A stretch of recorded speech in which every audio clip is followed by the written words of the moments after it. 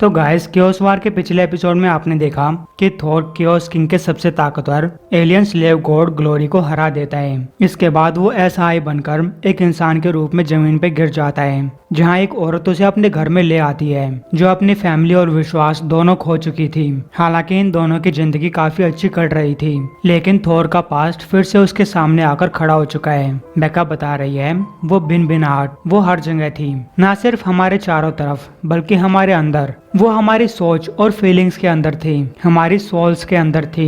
ये जगह north Carolina के ब्लैक माउंटेन्स में एक छोटा सा कैबिन, ये मेरी सेंचुरी रहा है। मैंने अपने हस्बैंड, अपनी बेटी और खुद को खो दिया और मैं यहाँ पे उम्मीद की एक छोटी सी किरण ढूंढने आई थी, लेकिन यहाँ मुझे एक इंसान मिला, नंगा और ठंड में कांपता हुआ। वो भी उसी तरीके से गुमसुम था जिस तरीके से मैं थी, लेकिन हमारे बीच में एक कनेक्शन था, एक बहुत ही गहरा कनेक्शन जिसने मुझे विश्वास करने का मौका दिया, भले ही वो कुछ ही सेकंड्स के लिए हो, कि चीजें बदल सकती हैं। और वो बदली, लेकिन उस तरीके से नहीं जिस तरीके से मैं सोच रही थी। तो गाइस ग्लोरी इन दोनों को पकड़ लेता है। बेका बता रही है मैं नहीं जानती थी कि वो चीज क्या थी, लेकिन ऐसा लग रहा था कि वो क्रिएचर इस इंसान को जानता था, इस मिस्ट्री मैन को। उस क्रिएचर ने इस इंसान को नफरत से देखा। मुझे बाद में पता चला कि उस क्रिएचर ने अपने पंजे इस इंसान के मांस में गड़ाए थे। वो अपनी साइकिक पावर से इसके दिमाग में झांकने की कोशिश कर रहा था, और जब उस क्रिएचर ने इस इंसान का खून चखा तो उसे इस इंसान की चेतना का स्वाद मिला, और वो चेतना इतनी ज्यादा थी कि वो क्रिएचर इसे संभाल नहीं पाया। वो जोर से चिल्लाया, ऐसा लग रहा था कि जैसे 10,000 क्रिएचर चिल्ला रहे हों। एक ऐसी चीख जिसके अंदर डर, फ्रस्ट्रेशन और अपने खुद के खत्म होने की याद थी। उस टाइम पे मुझे नहीं पता था कि वो क्रिएचर एक एलियन गॉड ग्लोरी का बचा कुचा हिस्सा था, जिसके अंदर 10,000 गॉड्स समाये हुए थे और जो केओस किंग की सेवा कर रहा था। एक ऐसा कॉस्मिक पागल जो पूरी एग्जिस्टेंस को केओस में कन्वर्ट करना चाहता था, लेकिन अब ग्लोरी एक छोटा सा क्रिएचर बनकर रह गया था जिसके अंदर एक कीड़े जैसी भावनाएं थी और बहुत ही धमाकेदार नफरत। ग्लोरी उस कैबिन के ऊपर अटैक करता है, जिससे थोर और बेका बाहर आकर गिरते हैं। थोर पूछता है बेका क्या तुम ठीक हो? बेका बोलती है मैं अब भी एक पीस में हूँ, लेकिन मैं ये नहीं कह सकती कि मैं ठीक हूँ। और वो चीज क्या है? थोर बोलता है मैं नहीं जानता। बेका हमें बताती है लेकिन शायद वो मिस्ट्री मैन जानता था। हो सकता है कि वो ऊपर से ना जानता हो, लेकिन उसके अंदर का एक हिस्सा ग्लोरी को पहचानता था। वो रुका और उसने उस क्रिएचर की तरफ देखा और लगा कि एक सेकंड के लिए उसकी सारी कमजोरी चली गई हो।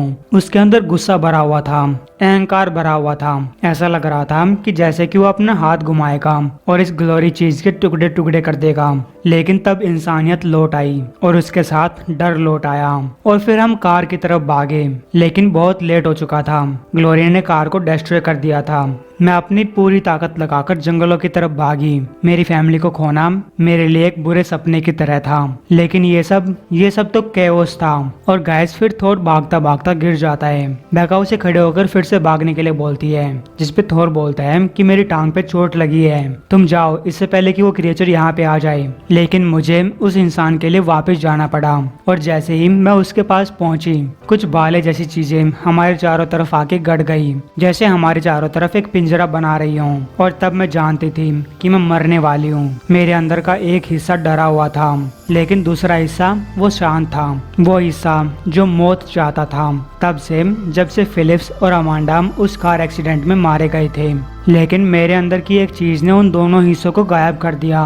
तब मैंने बिना सोचे समझे काम किया, अपने हाथ को उस अजनबी इंसान के साथ उस छड़ी पे रखा, उसे कस के पकड़ा और उस क्रिएचर के सामने एक जादू दिखा दिया। एक सेकंड के लिए मुझे लगा कि मैं मर चुकी थी, जैसे कि मेरी कॉन्शियसनेस टूट चुकी थी। मैं थी, लेकिन मैं भी नहीं थी। इंसान भी थी, लेकिन कुछ और भी थी, कुछ पुरानी और अनंत, इतनी ताकतवर कि मैं सोच भी नहीं सकती। और गाइस इस अटैक से ग्लोरी दूर जाकर गिरता है। थोर पूछता है तुमने क्या किया? बेका बोलती है मैंने कुछ नहीं किया, लेकिन सच तो ये था कि जो कुछ हुआ वो हम दोनों ने किया, और हम इस बात को जानते थे। लेकिन जानना और समझना दो अलग अलग चीजें होती हैं। थोर बोलता है कि वो वापस आ रहा है, हमें भागना होगा। अब बेका में बता रही है मैं भागी, ये सोचते हुए कि मेरे साथ ये इंसान असल में कौन था और कैसे एक अजनबी इंसान के अंदर मुझे अपनी झलक दिखाई दे सकती है। ग्लोरी इन दोनों के ऊपर अटैक करता है। थोर तो बच जाता है, लेकिन बेका पहाड़ी से नीचे फिसलने लगती है और थोर उसका हाथ पकड़कर उसे ऊपर उठाने की कोशिश करता है। और जैसे ही वो बेका का हाथ पकड़ता है वो कुछ सेकंड्स के लिए थोर में कन्वर्ट हो जाता है। बेका सोचती है तब मैंने एक आवाज सुनी, वो इस इंसान की थी लेकिन किसी तरीके से वो मेरे अंदर से आ रही थी। उसने कहा मैं तुम्हारी मदद करूं? मैं हमेशा ही तुम्हारी मदद करता आ रहा हूं, तुम्हें प्रोटेक्ट करता आ रहा हूं और मैं हमेशा करूंगा। तुम्हें ऐसा क्यों लगता है कि तुम ही जागी रही जबकि सारा संसार सो गया? तुम्हें ऐसा क्यों लगता है कि तुम लाइट की तरफ जा रही हो जबकि इस सारे संसार में अंधेरा छाया हुआ है? वो आवाज चली गई और उसी के साथ मेरा विजन भी चला गया जो ये सोच रहा था कि ये कोई भगवान है। अब जब हमारे चारों तरफ एक पहाड़ ढह रहा था तो ग्लोरी चीज हमारे पास आती जा रही थी। हमारे पास सोचने का टाइम नहीं था। शायद मैंने सोचा कि ये कोई बुरा सपना होगा, लेकिन अगर ये सपना भी होता तो मुझे ये रियलिटी से भी सच्चा कैसे लग रहा था। ग्लोरी ने उस गुफा के मुंह तक हमारा पीछा किया लेकिन तब वो रुक गया। वो बाहर खड़ा होकर गुर्राता रहा, अपनी जीभ हिलाता रहा, अपने पंखों को फड़फड़ाता रहा। इतना तो पक्का था कि वो हमें मारना चाहता था, लेकिन वो चाहे कितना ही खूंखार क्यों ना हो, ऐसा लग रहा था कि वो हमसे डरता है उतना जितना हम उससे डरते हैं। बेका बोलती है मुझे बचाने के लिए थैंक्स। थोर बोलता है शायद मुझे तुम्हें गिर जाने देना चाहिए था। बेका पूछती है तुम ऐसा कैसे कह सकते हो? थोर बोलता है जब तुम नीचे गिर रही थी और मैंने तुम्हारा हाथ पकड़ा था तब मुझे लगा कि कोई ताकत मुझे खा रही है, मुझे कमजोर कर रही है, मेरे अंदर की चीज को मुझसे छीन रही है। और यही चीज मुझे तब फील हुई थी जब इस छड़ी से वो लाइट निकली थी। बेका पूछती है और तुम्हें लगता है कि ये सब मैं कर रही हूँ? थोर बोलता है मुझे नहीं पता कि मुझे क्या लग रहा है, मैं तो ये भी नहीं जानता कि मैं कौन हूँ। बेका बोलती है तुम डरे हुए हो और मैं भी डरी हुई हूँ, लेकिन जो कुछ मैंने फील किया वो बिल्कुल तुम्हारी तरह था, जैसे कि मेरे अंदर से कोई झूठ बाहर निकल रहा हो। थोर बोलता है मैं कोई झूठ नहीं हूँ, मैं एक असली इंसान हूँ, मैं सांस ले रहा हूँ, मैं एग्जिस्ट करता हूँ और वो ताकत, उससे मुझे ऐसा फील हुआ कि मैं कुछ नहीं हूँ। बेका बोलती है शायद कुछ तरीकों से तुम कुछ नहीं हो, हम सब कुछ नहीं हैं, लेकिन शायद उसके नीचे ये कुछ नहीं ही सब कुछ है। हमारे दिल के अंदर एक ताकत है जो हम सबको जोड़े रखती है और वो ताकत हमें हम बनाती है। थोर बोलता है क्या तुम एक भगवान के बारे में बात कर रही हो? बेका बोलती है जो कुछ मैंने फील किया, जो कुछ मैंने देखा वो मैं शब्दों में बयान नहीं कर सकती। तभी ग्लोरी बोलता है हमें याद आ चुका है कि हम कौन हैं और तुम कौन हो। थोर बाहर आओ। ये नाम सुनकर बेका को कुछ याद आने लगता है। वो बोलती है कि उस रात मैंने हर उस भगवान के सामने घुटने टिकाए जिसको मैं जानती थी ताकि वो आकर मुझे मेरे दर्द से आज़ादी दे सके, और तब तुम आसमान से गिरे मेरी प्रेयर का जवाब बनकर। थोर पूछता है क्या ये पॉसिबल है कि मैं एक भगवान हूँ? बेका बोलती है नहीं, ये इम्पॉसिबल है लेकिन ये सच है। थोर अपने दोनों हाथों से उस छड़ी को जमीन में मारता है लेकिन कुछ नहीं होता। थोर बोलता है कि हमें मिलकर ये करना चाहिए। वो बेका का हाथ पकड़ता है और फिर उस छड़ी को जमीन में मारता है और फिर वो थोर बन जाता है। यहाँ तक कि बेका भी उसकी बॉडी के अंदर समा जाती है। बेका बता रही है मैं उसके अंदर जुड़ चुकी थी और वो मेरे अंदर जुड़ चुका था।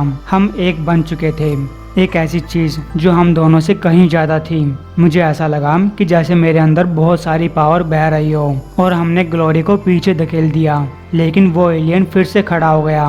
वो हमारे गुस्से को खा रहा था, हमारी हर एक सेल के अंदर दर्द भर रहा था। हमारी कहानी वहीं पे खत्म हो सकती थी, लेकिन दो लोगों को मारना इतना आसान नहीं है, खासकर तब जब वो दोनों पहले ही मर चुके हों। मैं तब मर गई थी जब मेरा हस्बैंड और मेरी बेटी मारे गए, जब मैंने जिंदा इंसानों से मुंह मोड़ लिया और ब्लैक माउंटेन्स में आकर रहने लगी। और थोर कब मरा था? मैं उसकी मेमोरीज के साथ जुड़ने लगी। मैंने उस मूवमेंट को फील किया जब थोर का पहली बार ग्लोरी के साथ सामना हुआ था, जब उसके हैमर ने एक ऐसी एनर्जी निकाली थी जिससे ग्लोरी के टुकड़े हो गए थे, लेकिन इससे थोर के भी टुकड़े हो गए थे। और वो इकलौती चीज जिसने थोर को मरने से बचाया वो मेरी प्रार्थना थी। मैं सोच रही थी कि मैं अपनी मुक्ति के लिए प्रार्थना कर रही थी, लेकिन उसे एक छोटी सी प्रेयर ने एक गॉड की जान बचा ली और उसे अर्थ पे ले आई। थोर बोलता है क्या तुम्हें लगता है कि मुझे हराना इतना आसान है? ग्लोरी बोलता है हम नहीं चाहते कि चीजें इतनी आसान हो, हम इसको आराम से करना चाहते हैं ताकि वो बहुत मुश्किल हो। थोर बोलता है तुम अपने पुराने रूप की एक परछाई हो, केओस के नौकर मैं तुम्हें पहले भी हरा चुका हूँ और मैं तुम्हें दोबारा भी हरा दूंगा। ग्लोरी बोलता है, हम कोई एक गॉड नहीं है, हम 10,000 गॉड हैं। और फिर ग्लोरी अपने कई सारे टुकड़े करने लगता है, जबकि बेका हमें बता रही है वो प्रार्थना थोर को अर्थ पे ले आई जहाँ मैंने उसे शरण दी, डॉन ब्लैक के रूप में, एक ऐसा इंसान जो हमेशा एक इमोर्टल गॉड को बचाता है। और मैंने उसे शरण प्रदान की। कुछ टाइम के लिए उस इंसान के अंदर से थोर की सारी याददाश्त गायब हो चुकी थी। हाँ, थोर मर चुका था, लेकिन किसी तरीके से मैंने उसे एक चिंगारी दी और उसे उसके पुनर्जन्म की आग में कन्वर्ट कर दिया।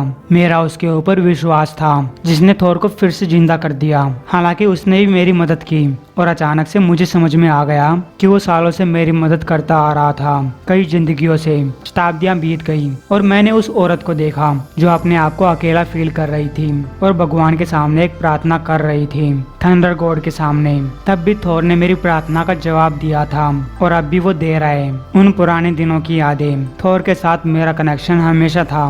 ऐसा लग रहा था कि जैसे वो गुमसा हो गया हो, लेकिन वो कभी टूटा नहीं था।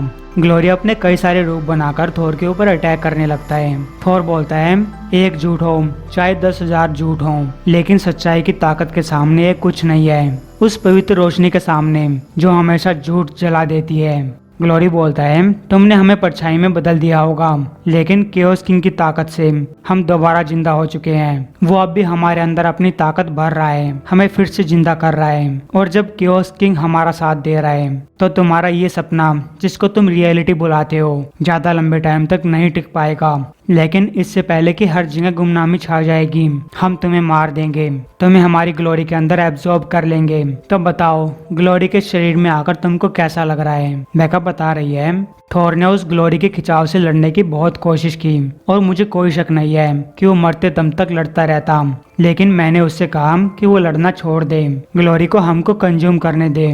मुझे लग रहा था जैसे कि थंडर गॉड मेरे दिमाग के साथ लड़ रहा हो, मुझको रेजिस्ट कर रहा हो, और फिर हम ग्लोरी के अंदर समा गए। उस चीज ने थोर को बदल दिया, लेकिन फिर मुझे उसके अंदर कुछ महसूस हुआ, कुछ जागा हुआ। शायद मुझे उसके अंदर वो इंसान फील हुआ जो आसमान से गिरा था, वो इंसान जो जानता था कि लड़ाई हर चीज का सॉल्यूशन नहीं होती और कुछ बार गॉड को भी विश्वास करना पड़ता है। और फिर वहाँ एक रोशनी छा जाती है जिससे ग्लोरी का नामो निशान मिट जाता है। थोर पूछता है, क्या हुआ था? बेका बोलती है, एक प्रार्थना।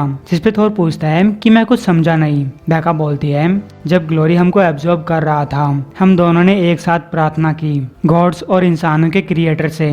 थोर बोलता है, लेकिन मैंने कोई प्रार्थना नहीं की।